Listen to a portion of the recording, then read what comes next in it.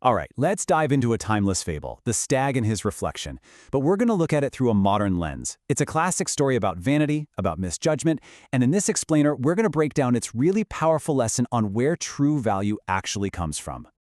So, let's kick things off with a question that gets right to the heart of the story. Can the very thing you admire most about yourself, the thing that gives you the most pride, actually end up being your downfall? Just keep that question in the back of your mind as we go through this. Okay, so our story starts in a peaceful forest. Our main character, a very proud stag. And every single day he goes down to a clear pond, not just to get a drink, but to admire himself. You know, this isn't just a quick glance. It's a whole ritual for him. It's a huge part of who he is. And this really lays out the conflict happening inside his head. In his mind, it's a super simple comparison. His horns? They're magnificent, a royal crown. But his legs? He sees them as totally weak, ugly, and just worthless. And this isn't just him saying, oh, I like this more. No, this is a deep-seated belief that basically defines how he sees himself. I mean, listen to what he's thinking. You can just feel the pride oozing from him when he talks about his horns, and then the complete disgust he has for his legs. He's totally captivated by appearance and completely blind to the actual function and incredible power his legs have. It's a classic case of valuing form over function. But, of course, right when he's lost in this moment of vanity, just staring at his own reflection, his whole peaceful world just gets shattered. That quiet moment is interrupted by a sudden and pretty terrifying sound.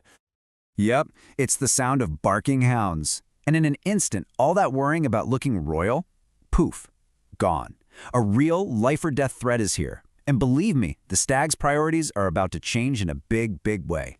And just like that, the chase is on. The stag's survival instinct kicks into high gear, and he is forced into a desperate flight for his life. Every thought about his looks is just gone, replaced by the pure, primal need to escape. And here's the first big twist, the great irony of the story. Remember those weak and ugly legs he couldn't stand? Well, it turns out they're his ticket to survival. They're incredibly powerful, they're swift, and they carry him across the field so fast that the hounds are just left struggling in the dust. The very things he hated have become his greatest strength. So he's so close, he's almost there.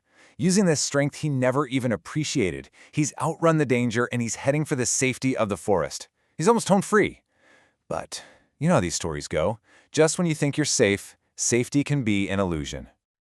So he darts into the dense woods, thinking, yes, I'm safe here. This will protect me. But this place he thinks is his sanctuary? Yeah, it's about to become his trap. It's here that he makes a fatal mistake. And there it is. His pride, his glory, his royal crown becomes the very thing that traps him. Those magnificent horns, which were completely useless in the chase, get tangled up in the branches, bringing his desperate escape to a sudden, grinding halt. And in that terrifying moment, everything clicks. He gets it. It's a sudden, perfect moment of clarity. He finally understands the truth. The legs he hated were his saviors, and the horns he loved were his downfall. The only problem, this big revelation comes way, way too late. So, the chase is over, and what's left is the lesson, right? The powerful moral at the heart of this whole thing. Let's dig into why this fable has stuck around for literally centuries. You've probably heard this one before. All that glitters is not gold. And what does that really mean? It's simple. Things that look beautiful or valuable on the surface might not be. True worth isn't always shiny and obvious, and you definitely shouldn't judge something just by how it looks. So what can we take away from this? Well, first off, it's a huge reminder to value things for what they can do, for their usefulness, not just for how they look. Second, it shows us that real value is often hidden. It's not always out in the open. It also tells us that, hey, sometimes our greatest strengths are in the places we least expect them, maybe even in things we don't like about ourselves. And finally, and this is maybe the biggest takeaway of all, it's a warning. The things we're most proud of can sometimes become the very liabilities that hold us back. And that brings us right back to you. You know, it's easy to look at the stag and see his mistake. It's so much harder to see our own. So I'll leave you with this question to chew on. In your own life, in your career, in your relationships, what are the beautiful horns that you're so proud of that might actually be getting you stuck?